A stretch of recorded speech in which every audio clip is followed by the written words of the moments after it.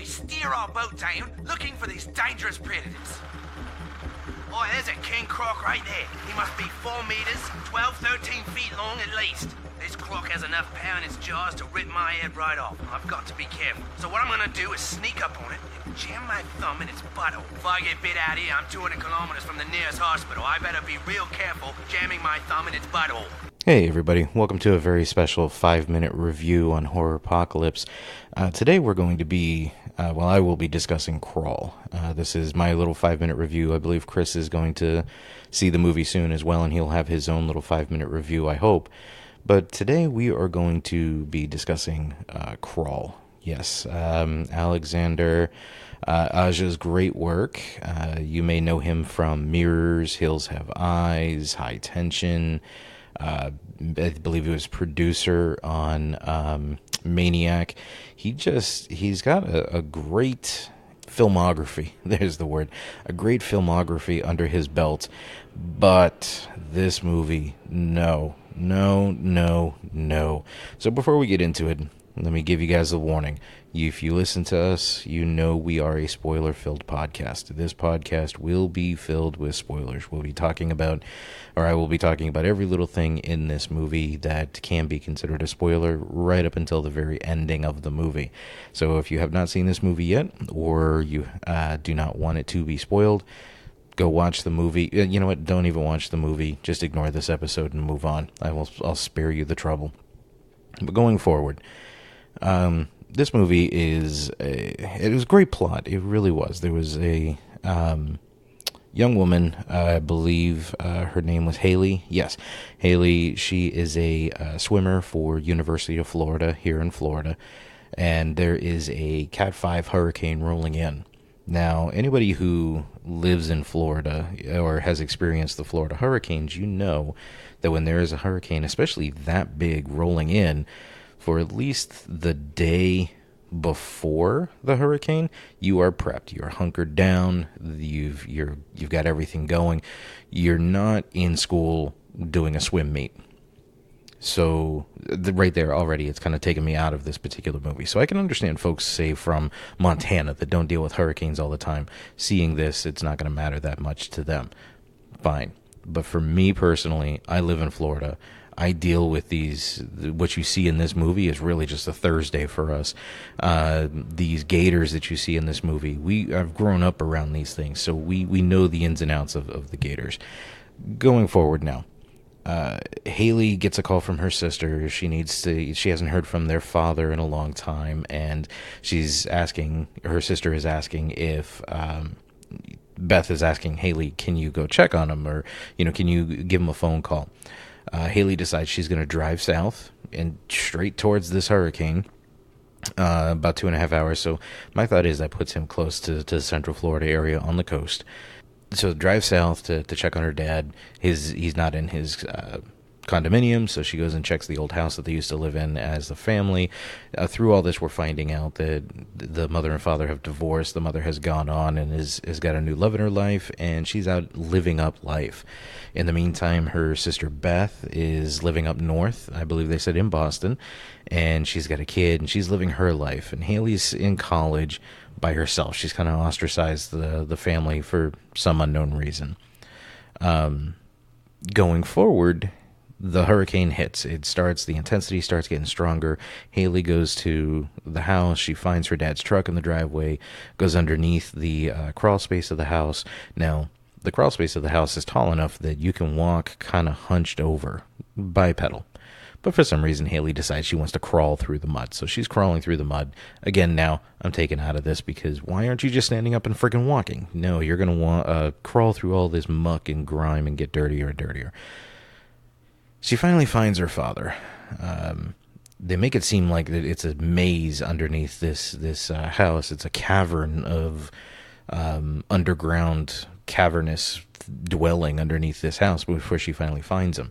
When she does find him, he's been bitten, he's bleeding, and he's unconscious. So we don't know at this point in time. I mean, we know from the trailers it's gators, but there's been no sign of a gator yet. So she's dragging him out, and she goes to drag him up the stairs out of the basement door, and giant gator comes bursting through the stairs.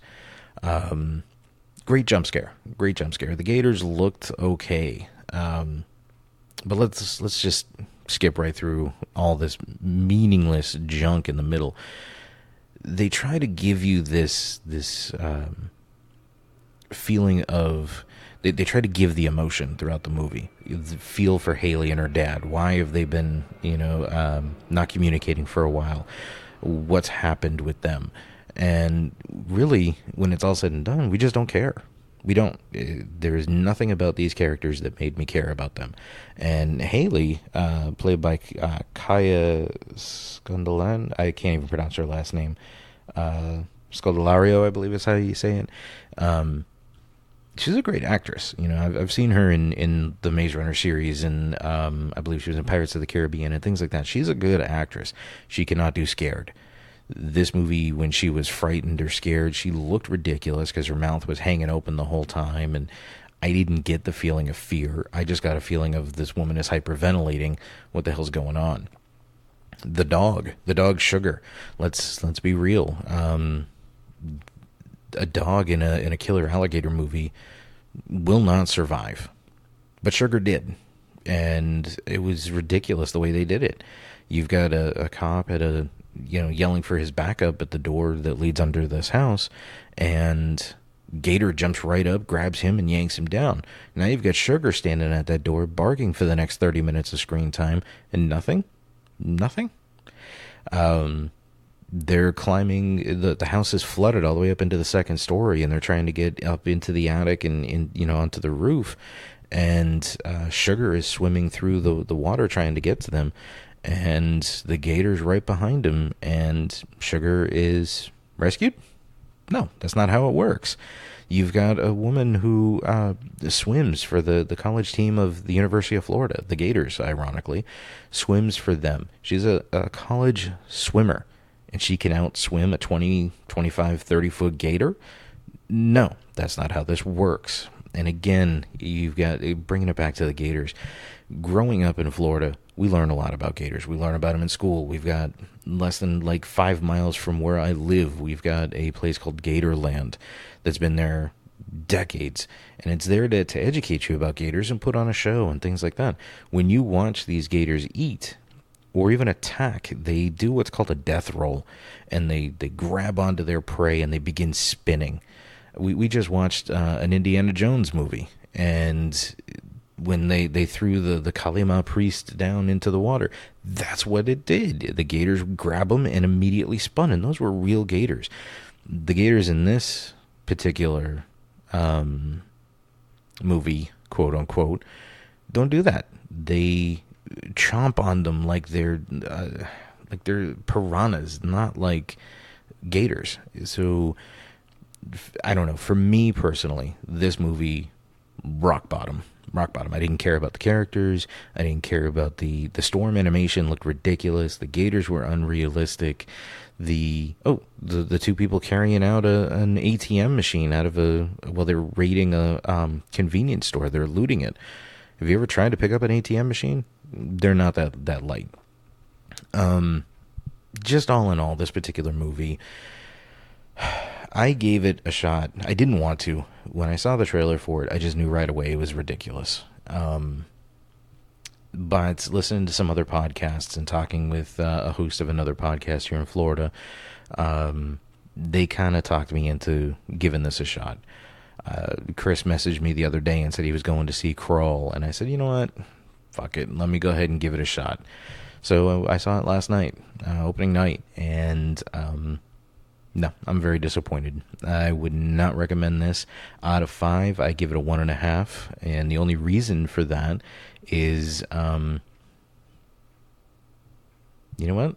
No, now that I'm thinking about it, there really isn't a reason to give it 1.5. I will give it a 1. I'll give it a 1. And that's only because I like storms. I love hurricanes. The subject matter was fun. It was not executed well. And yes, you can, with movies like these, with stupid creature features, you're supposed to shut your mind off, leave it outside, sit down with a bowl of popcorn, and just enjoy everything, the action that the movie is throwing at you. And I can't do that for this particular movie. There are others that I can shut my mind off. That's fine. This movie was done so poorly, I can't do it. I can't do it. This was a rear miss for Alexander, and it's going to be kind of hard pressed for me to see the next one on launch day from him. So hopefully he picks it up. Hopefully it gets better. Maybe somebody can, change my mind on this. If you have a different opinion and you would like to voice it, go ahead and give us a call at 323-5-HORROR, HORROR. Leave us a voicemail. We'll put it on our next episode. We'll talk about it, and we'll have fun. Once again, if you have a different opinion and you want to let us know, we'll put you on a future episode. Call 323-5-HORROR. Don't forget to also check us out on all the social media platforms. We've got Snapchat, Instagram, Twitter, Facebook. We also have a page on Facebook under Horrorpocalypse Podcast. You can also email us directly at horrorpocalypse@gmail.com. Anyway, guys, don't forget, very important, head over to YouTube. Our YouTube page is gaining more and more followers. We're just shy of our 100 goal, so we can get that custom address. So head on over, tell your friends and family, head on over, join YouTube if they haven't already. Look up Horrorpocalypse Podcast. We're releasing videos every single day. But sign up, become a subscriber, help us get that one step closer towards a new address. Anyway, guys, we're well over 5 minutes on this one, but I have so much more hate. Oh, I was going to tell you about the ending. The ending of this movie, so bad. They finally get to the roof. Haley's waving a flare to bring the helicopter over to them. The helicopter comes over, the ladder's hanging, and what happens? Nothing. It just cuts and ends. Yeah, that's how ridiculous it was. Anyway, guys, go enjoy your day. Don't see this movie. Don't even rent it, to be honest. I would say let your friends talk about it. Gain everything from them. No need for you to waste your time and money. So, anyway, have a good one, and stay tuned for our next episode.